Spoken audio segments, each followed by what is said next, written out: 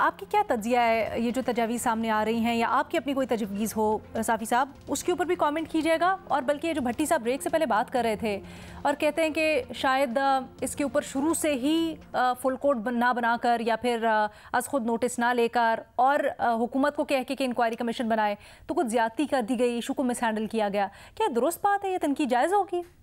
دیکھیے علینا، وہ اس لیے بھی یہ معاملہ اتنا سادہ نہیں ہے، اور چیف جسٹس صاحب بھی اس کو سمجھتے تھے کہ بات نکلے گی تو پھر دور تلک جائے گی. اور جس طرح آج کی سماعت میں بھی یہ ذکر ہوا کہ پاکستان میں نہ کوئی آئیڈیل جمہوریت ہے، لیکن پاکستان میں نہ کوئی آئیڈیل عدلیہ ہے، نہ آئیڈیل پولیس ہے، نہ آئیڈیل FIA ہے. ہمارے ہاں ہر طرف آوے کا آوا ہی بگڑا ہوا ہے. مثلاً ہم ایکسٹرنل اکاؤنٹیبلٹی بھی ہونی چاہیے جہاں تک ہماری رائے ہے، لیکن انٹرنل بھی صورتحال کچھ زیادہ تسلی بخش نہیں ہے. اس سے پہلے جو پچھلے 2-3 سال گزرے تو اس میں آپ نے دیکھا کہ انٹرنل اکاؤنٹیبلٹی تو کیا ہوتی، چیف جسٹس صاحب فل کورٹ کا اجلاس بلانے کو تیار نہیں تھے. ان سے اپنے ساتھی ججز نے مطالبات کیے، لیکن سالوں گزر گئے اور انہوں نے وہ نہیں بلایا. پھر اسی طرح ٹرکوں کی باتیں ہوتی تھی. اچھا، پھر عدلیہ کے اندر بھی آپ دیکھیں تو گروپنگ کے بھی ہمیں نظر آتی ہے. یہ کسی آزاد عدلیہ کو زیب نہیں دیتا. پھر وکلاء کی اپنی اپنی باڈی جو بنی ہوئی ہے وہ تو اپنی جگہ پہ، لیکن بڑے وکلاء جو ہیں، جو چند بڑے نام ہیں، ان کے بھی اپنے اپنے گروپس بنے ہوئے ہیں. اور جب انصاف کی فراہمی کی بات کی جاتی ہے تو آپ دیکھیں یہ جتنی کروڑوں میں فیسیں لی جاتی ہیں، یہ تو عام آدمی کے بس کی بات نہیں ہے. تو جس طرح پہلے ریما نے بات کی تو لگتا تو یہی ہے کہ اکاؤنٹیبلٹی کی طرف بات زیادہ نہیں جائے گی، لیکن اگر وے فارورڈ کے لیے بات ہے تو پھر انٹرنل اکاؤنٹیبلٹی کے لیے بھی سخت قانون سازی ہونی چاہیے، اور ایکسٹرنل اکاؤنٹیبلٹی کے لیے بھی سخت قانون سازی ہونی چاہیے. اور میں جو تجاویز دی جا رہی ہیں، اس میں میرے خیال میں اس مسئلے کا حل ایک چیز میں ہے کہ ایجنسیوں کے لیے قانون سازی کی جائے، اور جس طرح باقی اداروں کے لیے قوانین ہوتے ہیں اسی طرح پاکستان کی انٹیلیجنس ایجنسیوں کو بھی قانون کے دائرہ میں لایا جائے اور ان کے لیے رولز آف بزنس بنا دیا جائے، تو اس سے بڑی حد تک یہ مسئلے حل ہو جائیں گے. سر، کیا آپ کو لگتا ہے کہ یہ ہو سکتا ہے اس سماعت کے ذریعے؟ نہیں، سماعت قانون سازی تو سپریم کورٹ نہیں کر سکتی، لیکن حکومت کو ہدایت کر سکتی ہے. اچھا، ہدایت کر سکتی ہے، ٹھیک ہے. ریما، چیزیں ایڈ کرنا چاہوں جی بالکل، آپ پہلے اپنی چیزیں ایڈ کر دیجئے، پھر میں آپ سے سوال کرتی ہوں، but please keep it short. جی، I will keep it short. ایک چیز میں نے نوٹس کی ہے، مجھے نہیں معلوم آپ نے بھی شاید یہ آبزرو کیا ہو، کہ جب سے یہ لیٹر سامنے آیا ہے کچھ لوگوں کی طرف سے ایسا لگ رہا ہے کہ جو پرپیٹریٹر ہے وہ چیف جسٹس قاضی فائز عیسیٰ ہیں. زیادہ فوکس ان پہ ہو رہا ہے، تنقید ان پہ ہو رہی ہے، ایز اپوز ٹو ان لوگوں کے خلاف، ان لوگوں پہ بات جن پہ ان ججز نے الزام لگایا ہے کہ وہ ڈراتے ہیں، وہ انٹیمیڈیٹ کرتے ہیں، وہ تھریٹن کرتے ہیں، اور وہ بلکہ الزامات تو اس طرح کے بھی ہیں کہ ہیومن رائٹس وائلیشنز، ٹارچر جیسے، ابڈکشن جیسی کارروائی میں ملوث ہیں. تو میرا خیال ہے یہ ہیلپ فل نہیں ہے. اس وقت جو چیف جسٹس صاحب ہیں ان کو بنانا اپنا اٹیک کا ایک سینٹر، اٹس ناٹ ہیلپنگ، کیونکہ اس وقت وہ جو پروسیڈنگز ہیں وہ سپریم کورٹ میں سنی جا رہی ہیں. وہ ایک کمیٹی نے فیصلہ کیا ہے کہ کس طرح پروسیڈ کرنا ہے.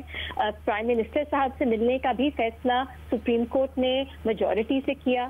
اس میٹنگ میں جسٹس منصور علی شاہ بھی موجود تھے.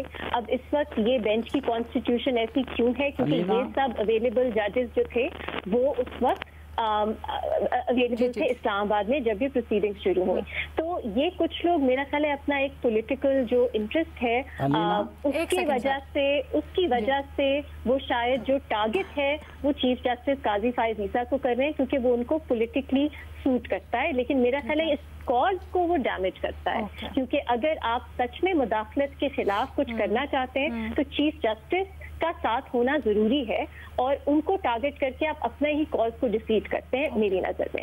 دوسری بات یہ کہ جو قانون سازی کی بات ہے قانون سازی کی بات ہے، دیکھیے ہم پہلے بھی اس کو ڈسکس کر چکے ہیں. پرائم منسٹر صاحب نے کمٹ کیا ہے سپریم کورٹ کو اس میٹنگ میں جو ہوئی تھی کہ ہم قانون سازی اس پہ اقدام لیں گے. تو اب میرا خیال ہے مل کے اس طرح ایک دو چیزیں ہیں، اگر اس کو ہم فوکس کر کے اس پہ کنسرٹڈ ایڈوکیسی ہو، عدالت کی طرف سے ریکمنڈیشن آئے، پش آئے، سول سوسائٹی کی طرف سے، لائرز کی طرف سے، صرف یہ چیز نہیں ہے کہ قانون سازی ہو تو پارلیمنٹ پریشر میں آ کے شاید وہ ایک اس میں کچھ اقدام اٹھا سکے. اگر آپ یونانیمٹی کے ساتھ اس کے پیچھے آپ کو نظر آئے کہ سب لوگ ہیں جو اس میں اسٹیک ہولڈرز ہیں، لیکن صرف یہ ناکافی لینا، قانون بنانا شاید ناکافی. آپ کو ایڈمنسٹریٹو سائڈ پہ بھی کچھ پروسیجر جو ہے اگر آپ وہ سیٹ کر لیں تو میرا خیال ہے وہ بھی ہیلپ فل ہوگا، تاکہ گائیڈ لائنز موجود ہوں کہ اس طرح کی دھمکیاں ہوں، اس طرح آپ کو کوئی اپروچ کرے تو آپ نے کیا کرنا ہے. لیکن یہ سپریم کورٹ انفورس شاید نہ کر سکے، یہ ہائی کورٹ کو اپنے لیول پہ بھی کرنے کی ضرورت ہوگی. اور اوور آل ایک ڈیکلریشن آ جائے سپریم کورٹ کی طرف سے کہ ایک انسٹیٹیوشنلی عدالت ساتھ کھڑی ہے اور وہ رسپونڈ کرے گی، تو یہ بھی ایک بہت بڑا ڈیٹرنٹ ہوتا ہے ان کے خلاف جو اس طرح کے کام جو کرتے ہیں. ٹھیک ہے صافی صاحب پلیز مختصر رکھیے گا.